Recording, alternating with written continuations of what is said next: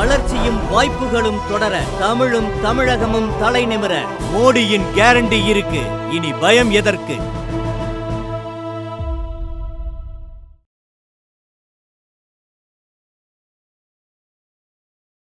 அன்பு தாமரை நெஞ்சங்களுக்கு வணக்கம்.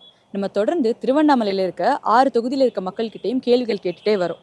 அதை தொடர்ந்து இன்னைக்கு கடைசி நாளாக நம்ம ஜோலார்பேட் மற்றும் திருப்பத்தூரில் இருக்க மக்கள்கிட்ட அதே கேள்விதான். உங்கள் பாராளுமன்ற உறுப்பினருடைய செயல்பாடு மற்றும் அடுத்து யார் பிரதமராக வரணும் அவங்களுடைய செயல்பாடை பற்றி இந்த வீடியோவில் பார்த்துருக்கோம். இதோட நம்ம திருவண்ணாமலையோட 6 தொகுதியையும் கவர் பண்ணியிருக்கோம். அவர் 5 வருஷத்துக்கு முன்னே வந்தவர் தாங்க, அதுக்கு பின்னாடி எதுவும் வரல.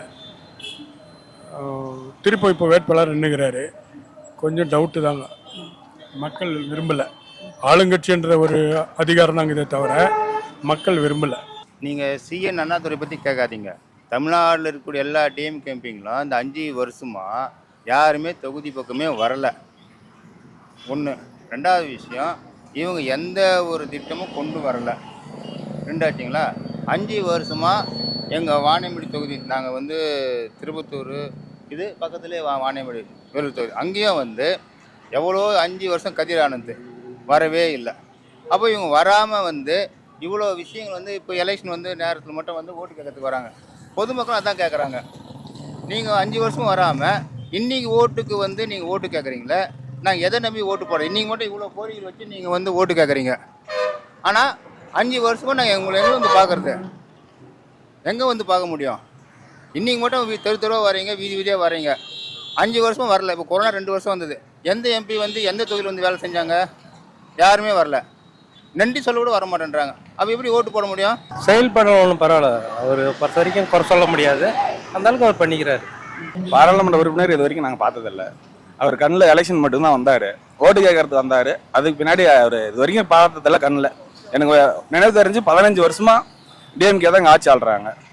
அவங்க ஒரு ஆள் கூட இது வரைக்கும் வரல, எதுவுமே கண்டுக்கல. எந்த ஒரு நலத்திட்ட உதவியும் எம்பியால் எங்களுக்கு செய்ய கிடையாது. எங்கள் ஊர் மிகவும் பின்தங்கியது. ஒரு குடிநீர் வசதியோ கழிப்பிட வசதியோ எதுவும் பண்ணி தரல. அதனால் நாங்கள் எல்லாம் இளைஞர்கள்லாம் சேர்ந்து திமுக எதிராக ஓட்டு போட்டு இன்று வெற்றி வேட்பாளர் அஸ்வத்தாமனை ஜெயிக்க வைக்கலாம்னு முடிவு எடுத்துருக்கோம். அஸ்வத்தாமன் செயல்பாடு அவர் யூடியூப்பில் சர்ச் பண்ணாலோ எதில் சர்ச் பண்ணாலோ அவர் எல்லாமே மக்களுக்காக, மக்கள் இந்த திருவண்ணாமலை மாவட்ட பாராளுமன்றத்தில் மிகவும் பின்தங்கிய பகுதியாக இருக்குது. டிஎம்கே ஆட்சி காலத்தில் எந்த ஒரு நலத்திட்டமும் அவங்க செய்ய கிடையாது. இன்னைக்கு முதல் முறையாக தாமரை சின்னத்தில் அஸ்வத்தாமன்ஜி போட்டி போடுறாரு. அவர் தான் வின் பண்ணுவார், அவரு தான் எங்களுடைய வாக்கு. இளைஞர்கள்லாம் இன்னைக்கு அவர் பின்னாடி இருக்கும். அதனால அஸ்வத்தாமன் கன்ஃபார்மாக வின் பண்ணுவார். மேடம் அவங்கவுங்களுடைய விருப்பம், அவங்க இதுக்கு மட்டும்தான் பாடுபடுற மாதிரி இன்னும் எனக்கு தோணுது, இது இருக்கு. ஆனால் பட் என்னென்னா பொதுவாக செய்ய மாதிரி ஒன்றும் எதுவும் தெரியல. அதாவது அரசியல் ரீதியாக பார்த்தோன்னா அவங்களுக்கு மட்டும்தான் முக்கியத்துவம் கொடுக்குற மாதிரி இது காலமாக கொடுத்துருக்காங்க. ஆனால் இப்போ எதுவுமே நம்ம பொது மக்களுக்காக எதுவும் இது 5 வருஷமாக அவங்க கட்சிக்கு தகுந்த மாதிரி தான் பண்ணிட்டு இருக்காங்க. அவங்க மேலே என்ன இது பண்ணுறாங்களோ அதை தான் பண்ணிட்டு இருக்காங்க. அவர் வந்ததே இல்லை, சரியாக வர்றதில்ல. எப்போ டைம் வருவார், இன்னும் அவர் சொன்ன மாதிரி சொல்கிற மாதிரி இல்லை. நீங்கள் அண்ணாதுரைன்னு சொல்ல போதான் எங்களுக்கு தெரியுது அவர் முன்னாடி எம்பியாக இருந்திருக்காருன்னு சொல்லிட்டு. எலெக்ஷன் அப்போ வந்தார், அதுக்கப்புறம் இது வரைக்கும் நான் அவரை பார்த்ததே இல்லை. இப்போ எலெக்ஷனுக்கு தான் அவர் வந்திருக்காரு. ஸோ அவரை பற்றி பேசி நேரம் வீணாக்க வேணாம். இப்போ நம்மளுடைய அஸ்வத்தாமன்ஜி பற்றி பேசலாம். அவர் நிறைய யூடியூப்லேயும் ஃபேஸ்புக்லேயும் இன்ஸ்டாகிராம்லேயும் நிறைய அவரோட வீடியோஸ்லாம் பார்த்துருக்கோம். ஒரு என்பிக்கான எல்லா தகுதியும் அவர்கிட்ட இருக்குது. முக்கியமாக இப்போ இருக்கிற திராவிட கட்சிகள் ஒரு தெளிவே இல்லாமல் இருக்கிறாங்க. அரசியலை பற்றி எந்த ஒரு புரிதலுமே கிடையாது.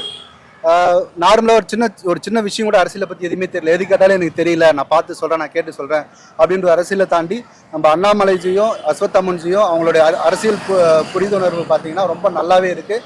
ஸோ இந்த டைம் கண்டிப்பாக நம்ம அஸ்வத்தாமன்ஜி வெற்றி பெறுவான்றதுல எந்த சந்தேகமும் கிடையாது. சிஎன் அண்ணாதுரை இதுக்கு முன்னே பார்த்தீங்கன்னா இவர் சில விஷயத்தை நல்லா செஞ்சுக்கிறாரு. இந்த ரயில்வே ஸ்டேஷனில் நிற்காமல் போன ட்ரெயின்லாம் நிற்க வச்சுருக்காரு. மேற்கொண்டு பஸ் ஸ்டாப்லாம் எல்லாம் இருந்துச்சு, ஒரு நல்ல வசதி பண்ணி கொடுத்துருக்காரு. ஒரு சில பஸ்ஸு வசதி இல்லாத இடத்துக்கெல்லாம் பஸ் வசதி பண்ணி கொடுத்துருக்காங்க. அதாவது வாணியம்படிக்கு மேலே ஒரு ஏரியாவில் பார்த்தீங்கன்னா பஸ் வசதி இல்லை, ரோடு வசதி இல்லை, அது ஏற்படுத்தி கொடுத்துருக்காங்க. மேற்கொண்டு பார்த்தீங்கன்னா இந்த ஜோலார்பேட்டைக்கு எது தேவைனாலும் எது கேட்டாலும் செய்து ரெடியாகிறாரு. திமுக இல்லைன்னு பொதுவாகவே எந்த விஷயமா செய்கிறாரு. அது அவருடைய இது. அஸ்வத்தாமன்ஜி பற்றி உங்களுடைய கருத்து? மிகச்சிறந்த வேட்பாளர், ஒரு ஆளுமை நிறைந்த வேட்பாளர். அவர் பார்த்தீங்கன்னா பண்பாளர், ஆள சிறந்த சட்ட மேதை. ஆக்சுவலாக நிறைய விஷயங்கள் மக்களுக்காகவும் பொதுநல வழக்காக நிறைய போராடி இன்னைக்கு நிறைய விஷயங்களை வெளிக்கொண்டு வந்திருக்காரு. மிக தெரிந்த ஒரு உண்மையில நம்ம பிஜேபி சார்பாக திருவண்ணாமலை பாராளுமன்ற இந்த தேர்தலில் மிக சிறந்த ஒரு வேட்பாளரை நம்ம தேசிய தலைமை ஜே.பி. நட்டா மூலிமா அறிவிச்சுக்கிறாங்க. ஒரு வெற்றி வேட்பாளர். இன்னைக்கு பார்த்தீங்கன்னா ஒரு இளைஞர், மிகச்சிறந்த இளைஞர். இன்னைக்கு பார்த்தீங்கன்னா அக்னிபாத்ன்ற ஒரு விஷயத்துக்காக தனியாக ஒரு அமைப்பு ஆரம்பித்து இன்னைக்கு பல 200க்கும் மேற்பட்ட இளைஞர்களுக்கு வாய்ப்பு கொடுத்து அவர் மூலிமா இன்னைக்கு பணியமர்த்தப்பட்டிருக்கும். இது மாதிரியான இளைஞர்களுக்கான ஒரு முற்போக்கான திட்டம் நிறைந்த ஒரு வேட்பாளர். நிச்சயமாக பார்த்தீங்கன்னா திருவண்ணாமலை பாராளுமன்றத்தில் ஒரு வெற்றி வேட்பாளராக கண்டிப்பாக நாங்களாம் ஆதரவு கொடுத்து கண்டிப்பாக பாராளுமன்றத்தில் 2024 மீண்டும் வந்து மோடி அவர்களுக்கு வலு சேர்ப்போம். கண்டிப்பாக இந்த வெற்றி வேட்பாளர் நிச்சயமாக வந்து 400க்கு மேலே நம்ம விஷன் கொடுத்துறாங்க நம்ம தேசிய தலைமை. அந்த வகையில் தமிழ்நாட்டில் கண்டிப்பாக மிகப்பெரிய ஒரு திருவண்ணாமலை தொகுதி கண்டிப்பாக அண்ணா வந்து வெற்றி பெற்றாருன்னா உண்மையிலே பார்த்தீங்கன்னா ஒரு அமைச்சராக வரத வாய்ப்பு இருக்குது. இப்போ இந்த தேர்தலில் யார் பிரதமர் ஆகணும், எதனால? பிரதமர் ஆகணும்னா நம்ம மோடி ஐயா வந்தால் நாட்டுக்கு நல்லா இருக்கும். தமிழ்நாட்டிலையும் ஆட்சி மாறுங்க. 2 திராவிட கழகமும் சேர்ந்து ஆட்சி சரியாகும்படிக்கு ஏழை மக்களுக்கு ஒன்றும் செய்யலைங்க. அதுக்காக ஆட்சி மாறணும், தேசியம் வரணும். அதே மாதிரி 10 ஆண்டு காலமாக மோடி அவர்கள் இருக்காரு. அவரோட ஆட்சி எப்படி இருந்தது? சிறப்பாக இருக்குதுங்க. உலக நாடெல்லாம் பாராட்டுற அளவு இருக்குது. அதனால் மீண்டும் அவர் தான் வருவார்ன்ற நம்பிக்கை எங்களுக்கு இருக்குதா. நாங்கள் அம்மா மக்கள் முன்னேற்ற கழகத்தினுடைய ஒன்றிய செயலாளராக இருக்கிறோம், கே.பி. சிவராமன். என்னை பொறுத்த வரைக்கும் ராகுல் காந்தி பிரதமர் நல்லா இருக்குன்னு நான் நினைக்கிறேன். மோடி வரும்டா. எதனால? நல்லது செய்கிறாங்க, அதனால ஆசைப்படுறாங்க. மோடிஜி தான் பிரதமராக வருவார். எதனால? இல்லை, நல்ல திட்டங்கள்லாம் இருக்குது. இது மேலே இன்னும் இந்த 10 ஆண்டுகள் இல்லாமல் இன்னும் நல்லா அருமையாக பண்ணுவார். நல்லாயிருக்கும். அவர் செஞ்சது வந்து ஸ்டாலின் அவர்கள் வந்து செஞ்சது வந்து நல்லதாக தான் இருக்குது என்று மகளிருக்கு தெரியும். எங்களுடைய வாழ்வாதாரமெல்லாம் போயிடுச்சு. நாங்கள் வந்து பார்த்தீங்கன்னா இன்றைக்கி வந்து பார்த்தா 200-300 சம்பாதிக்கிறதுக்கு ரொம்ப கஷ்டமாக இருக்குது. காலையிலேருந்து பார்த்தீங்கன்னா ஒன்றுமே கிடையாது. இந்த மீட்டிங் வர வாடகை மட்டும்தான் எங்களுக்கு. அது மாதிரி ரொம்ப எங்களுடைய வாழ்வாதாரம் ரொம்ப இதாகி போச்சு. நாங்கள் அன்னன்னைக்கு என்ன சம்பாதிக்கிறதுன்றதே எங்களுடைய குடும்பத்தை நாங்கள் ரன் பண்ணுறதே எங்களுக்கு ரொம்ப கஷ்டமாக இருக்குது.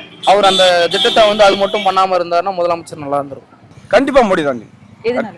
எதனாலன்னா அவர் வந்து பாரதத்துக்கு நிறையா பண்ணுறாரு. எக்ஸாம்பிள் பண்ணிங்கன்னா ராமர் கோயில். ஒரு காலத்தில் வந்து முஸ்லீம்ஸ் வந்து ராமர் கோயிலுக்கு எதிர்ப்பாக வந்து நாங்கள் ஒரு யாரையுமே மதிக்காத அவங்க எல்லாமே பண்ணிட்டாங்க. இன்றைக்கி வந்து ராமர் கோயில் கட்டினார். வெளிநாட்டில் கூட இந்துக்கள் வந்து அதிகமாகிட்டாங்க. அதனால் பிரதமர் மோடி வந்ததுனால தான் இது காரணம். கன்ஃபார்ம் அவர் வந்தாருன்னா ஆட்சி நல்லா இருக்கும், மக்கள் அனைவரும் சந்தோஷமா இருப்பாங்க. அடுத்து மோடி தான் வரணும். ஏன்னா மோடி தான் வந்துட்டு படித்தவங்களுக்கு தகுந்த மாதிரி இது பண்ணிட்டு இருக்காரு அவர். மோடி பிரதமர் ஆகணும். எதனால? தமிழ்நாட்டில் போய் அவங்க மேலே எல்லாரும் மக்களுக்கு நல்லது செய்கிறாரு. விவசாயிகளுக்கு காசு நல்லது கடந்து கொடுக்குறாரு. ஒன்றும் பிரச்சனை இல்லை. கண்டிப்பாக நரேந்திர மோடி ஜி தான். ஸோ இத்தனை வருஷமாக உலக நாடுகளில் பார்த்தீங்கன்னா எந்த ஒரு அங்கீகாரமும் கிடையாது. இந்தியாவோட பிரதமரை யாரும் மதிச்சதே கிடையாது.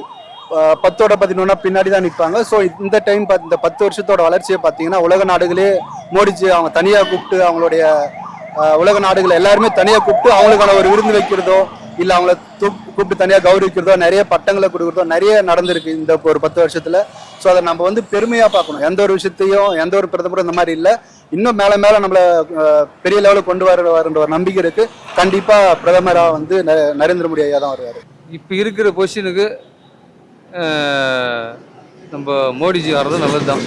என்னோட கருத்தை தான் சொல்கிறேன். இதுக்கு முன்னே அவர் நல்லது எல்லாம் பல விஷயத்தை நல்லது பண்ணியிருக்காரு. இப்போ வந்து மோடி வர்றதும் நான் வரவேற்கிறேன்.